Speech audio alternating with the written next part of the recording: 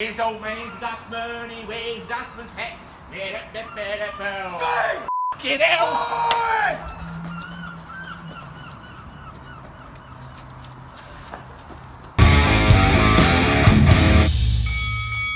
Wagwan fam, I'm King Ross and I'm your WCPW commentator of the year for 2016. You f***ed that now, aren't you? Fuck off. More importantly though, you're a dirty, filthy Mark Scotty Wainwright's father. It's a fucking dustman! And here are all the WTF moments from WCPW loaded episode 21. The first one, from north of the border. Why was the arena set up the wrong way? You were probably asking that question. I certainly was. It could have looked like our most rammed episode of Loaded ever, but instead we went back to the warehouse days where it looked like 20 people and a couple of dogs off the street turned up and were allowed in for free. That didn't actually happen back in the day, but that's the... So just below the hard cam, it turns out there was a wall of humanity. There was bare rows of seats with arses filled in them. If we flip reverse the camera, had it shot the other way, it would have looked toots amaze balls, I think you fucking horrible children say. But no, we had to film it the other way because nobody went to the arena to check if we could get a hard cam high up, and we didn't have a thing to put on the other side that didn't have a scaffold thing. Anyway... Who cares? We got that extra ad in that none of you could fucking read, and that's the most important thing. Sign up for your week's free trial at What Culture Extra now. Right then, give me my 50 quid for plugging that shit.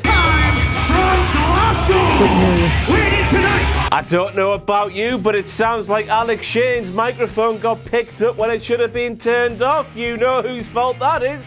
Now, those of you that watch my WWE, WTF moments, you will know who it is. Those of you who don't, prepare yourselves for a roller coaster of a ride, because we have to blame one man and one man only, Mr. Kevin Dunn.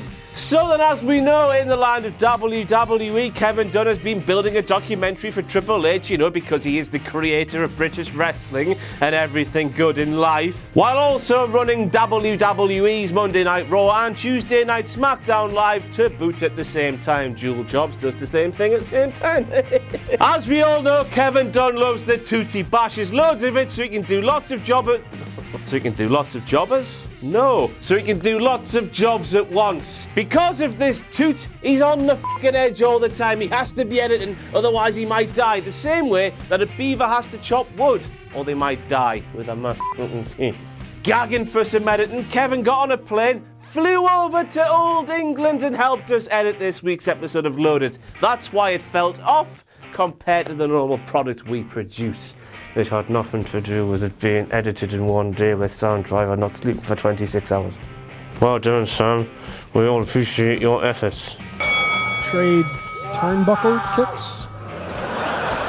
Who would Adam and Eve and I, Scotty Wainwright, just found a fucking bin in the corner of the room? Some say it is the Atlanta Resolution waste bin in black. Scotty's favourite fucking bin. If you want to buy that bin, Scotty's favourite bin that he loves tugging his cock over, get yourselves onto Viking Direct on the internet where you can buy it for just £4.62. Get your bins, £4.62. Get your bins, £4. What Gabriel Kidneys is a star or a mushroom? I'll take one of those. Who would Adam and Eve it once again? Matt Striker loves the shrooms. F me sideways and call me Betty. This takes me back to the days where I used to gather along the Plessy Woods, 6 a.m. in the morning, late May, early June, and pick a shitload of shrooms and then sit in me room and take them all. Oh, what a... This confusing relationship that me and Matt have with each other continues, however, because Matt didn't invite me to take some shrooms with him here. He's not even fucking told us he has a penchant for being trippy. I know all the great woodland spots around here. We could have had a fucking totes of maze balls time. You would have thought, those of you that watch my WTF moments with WWE, when you saw Matt Striker marking the fuck out of this sexual wank pheasant in the What Culture offices, that would be the first guy to be invited along with him, but I didn't hear one thing about it. At the end of the day, who really cares about me? I'm not involved in WCPW one bit. Or am I?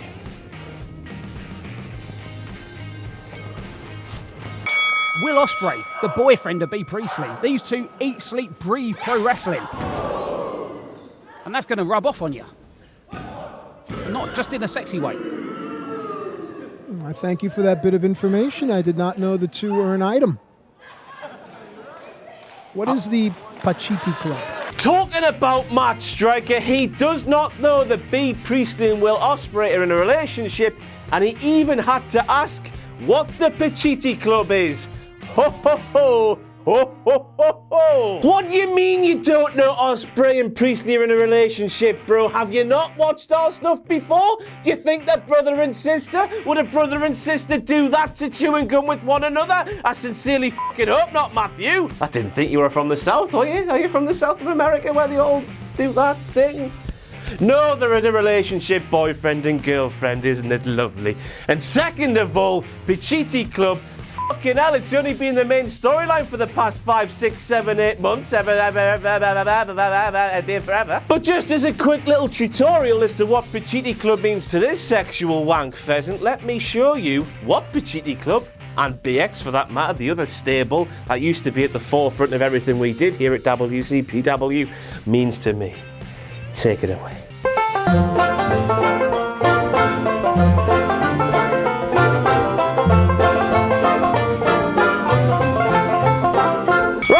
Joe Coffey and Moose just announcing that their match, their impromptu match, would be for the #1 contendership for the WCPW World Heavyweight Championship, just off their own accord. They didn't go and clear it with General Manager Martin Kirby. They're undermining my best friend and making my best friend look weak in his position. You do not do that to my best friend. Who you do it to is Adam Parmesan, like back in the day when he used to ban the pile driver, but every fucker under the sun would do it anyway. That's funny, because Pacitti's a dick.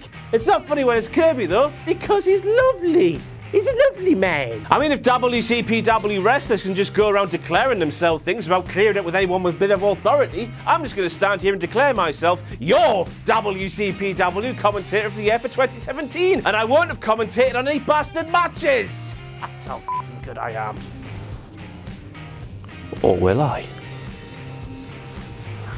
Both very strong men. Moose will have the height advantage as well as an international experience, having faced wrestlers of a different style. Does that help or hinder Moose in this match, in your opinion? Back with Matt Striker once again. Bloody hell, I hope he can take a joke. I know, I met him the other day. He seemed a lovely fella. A lovely, lovely, lovely fella. Nom nom nom, shroom shroom shrooms. Trippy trip trip trip trip balls. Fucking hell, all this talk of shrooms reminds me of my best trip. I was in me pal's house. She had a lovely cream wall, and on this cream wall I could see the head masks off of Crash Bandicoot jumping along this wall. You know the ones that go Budaka, Budaka, Budaka, Budaka. So I thought to myself, I've seen enough of these head masks bouncing along this wall, so I thought I'll leave this room, go and look at some other wall in the house, preferably a fairy one. You know, off that Russell Brand thing, fairy walls are lovely to touch, aren't they? Something like that. Anyway, when I left the room, one of those fucking head masks were falling us, but it doesn't matter. I felt safe, because I knew even if they got us, I wouldn't lose all my apples. Anyway, Striker, he claimed that Moose had the advantage in that Moose versus Coffey match because Moose has faced more international superstars. This is despite the fact that it's well known that Joe Coffey is the first Scot to appear in Gurrican Hall in Japan. And that's never mind the fact that Coffey in a WCPW ring faced WCPW curtain jerker Minoru Suzuki, who has since turned into a New Japan main eventer. Fucking hell, WCPW, New Japan. And the fact he faced and defeated Kurt Angle while appearing for ICW. That comment, it just showed Striker didn't do any research for Joe Coffey. Basically, Coffey has faced all sorts of superstars from all around the world with all differing types of style. Potentially more than Moose. Fuck those chants as well. Fuck the Moose chants. Fuck them all to hell. Alex Shane claimed that Moose is the biggest wrestler we've ever seen in WCPW. Moose, as we all know, stands at 6'4" tall. Drew Galloway, 6'7". Why, King Ross, you're probably saying? There's width as well as depth. Oh, deep and wide. Well, you'd have to say that Big Damo is wider than Moose. And as for who's deeper... All right, and where do you want that? Once again, a commentator's mic was picked up when it shouldn't have been picked up. We heard Matt Striker this time asking Alex Shane, where do you want that? Where do you want what, pal? Has Shane just bought a bunch of them shrooms off you? Does Shane want to go on trippy ball as well? Boudica! Dave! Oh! I am the table! I am the table! I am the table! Thanks, Matthew. Well, I've heard the expression rearranging furniture on the Titanic. I was just doing that, and this commentary booth was like the Titanic. We almost all went under. I'm cold. What the fuck is Matt Striker saying there? I'm cold? Why the fuck's he cold? Striker's tripping balls. He actually does think the Titanic's just sank and that Shane's on that bit of board, but he can't get on because there's not enough room. He's in the water, freezing his bollocks off. Well, let me tell you, Matt, there is plenty of room on that board. It's been scientifically proven. Get yourself on there before you die of hypothermia and shit. Boudica, because he's cold and Boudica, so Boudica. Oh, this is a shit episode, this. Right then, that tag team match between Primate, Rampage and Prospect. Ho ho ho, it didn't make a lot of sense, did it? The story heading into the match was that Kirby made the match, but Jamie Kennedy, being that wily, sexual, well-dressed fox that he is, thought on his feet, had Drake beat up the referee, so it would turn out to be, potentially, you know, with Drake as the referee and on Kennedy's side, a potential 4-on-1 situation against Rampage. Right then, as you all know, I have absolutely nothing to do with WCPW. Or do I? But I have a huge scope from the WCPW creative room. What was supposed to happen? Primate and Rampage brawl all the way to the back. That happened. Lovely, lovely, lovely. Prospect knocked out in the ring. Lovely, lovely, lovely. And Drake, well, Drake doesn't award the win to Prospect because he wants to be James R. Kennedy's special little guy. He wants to be the focus of all of James R. Kennedy's attentions. Prospect, f*** them. He doesn't really like them. So we have that and the fact that Primate is a big fucking scary animal and Drake wouldn't want to award a match against him. I would though, because Primate, as we all know, is a big fucking gorilla pussy. Oh, I'm gonna die. Again. However, what actually happened was Drake all of a sudden thought he was Ty Dillinger, started shouting 10 at the top of his lungs for absolutely no apparent reason, and awarded the match to Prospect in the ring. So from a storyline perspective, it killed that one because Drake's supposed to be against Prospect, but he gave them a victory. So not only that, but he rendered Martin Kirby's following promo and subsequent match utterly pointless. Oh, that's a huge scope. Prospect are 100 quid more up than they should be on their journey to Orlando. I suppose Drake will have to pay that, won't he, instead of the bosses here at whatculture.com. It's that time of the Bastard Week once again, your new favourite segment and mine. Yay! Proving internet virgins, wrong moment of the week. Once again, I was monitoring the hashtag WCPW hashtag thing on Monday evening, and I saw upwards of 2 people, so 3, say, oh, Ligero's just in that match so Jay Lethal and Adam Cole don't have to take the fall. He's only there so they'll have a winner in the end because he'll lose. Oh, you can't pin Jay and Adam Cole. Well, that went fucking well for you, didn't it, you dirty virgin? As we all saw, Lethal took the loss, and as for El Ligero, he was nowhere to be seen because he just took the lethal injection and was knocked spark out. So fucking shove that up your arse, you bunch of dirty, disgusting, bottom-feeding internet marks. Hey, you think you know better than whatculture.com, do you? Don't see your fucking clip-bear duckers do it. Right then, the screwy finish to the main event. Bloody hell, have we gone back to the dark ages of the early WCPW. The WCPW in a warehouse. The WCPW where I was on commentary making a fucking mockery of the art and the skill. I will not, I repeat, not be doing that again. Or will I?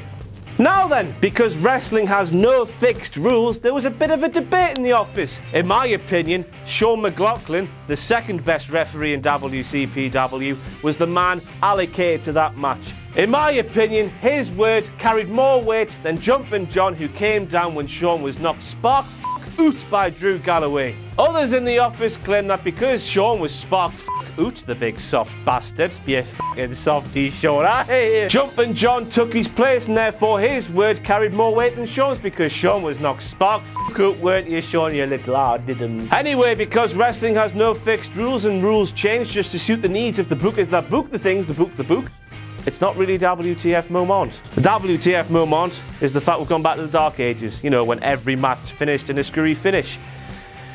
Which was a viable storytelling tool because the more screwy finishes you see, when an eventual clean win comes, it means more, doesn't it, you fucking dirty virgin c***? Oh, this is nonsense, man. Three bold guys against one guy here, man. Honestly, God. Right then, as a special bonus WTF moment, a video has just this second as I'm standing here talking to you, gone up on the channel where the second best referee in WCPW, you know, behind senior official Steve Linsky, Sean McLaughlin, he got knocked spot the f*** out, didn't you, Sean? I did them. He says that three baldy bastards are against him in this whole who won, Galloway or Hendry, as we can clearly see. Jumpin' John Myers, senior official Steve Linsky, they are definitely bald, but Jack the Jobber, who I thought had a messy nest of hair on top of his head and under those hats, it's just been confirmed that he's bald as well. Baldy bastard, Jack. And I've seen your fucking fast count videos. Chris, get that fucking graphic up. Let's debut a new countdown thing. Countdown to when Jack will get bald. Let's start the timer at 3 days. Make a countdown time to JBL knocking me the fuck out. I'll fucking knock JBL out this cunt. Look at that. That's it for all your WTF moments from WCPW. Loaded episode 21. I've been King Ross, you've been a Dirty Mark, and no doubt that the Jobber will be crying at me now because I called him bald in front of the world. Bye.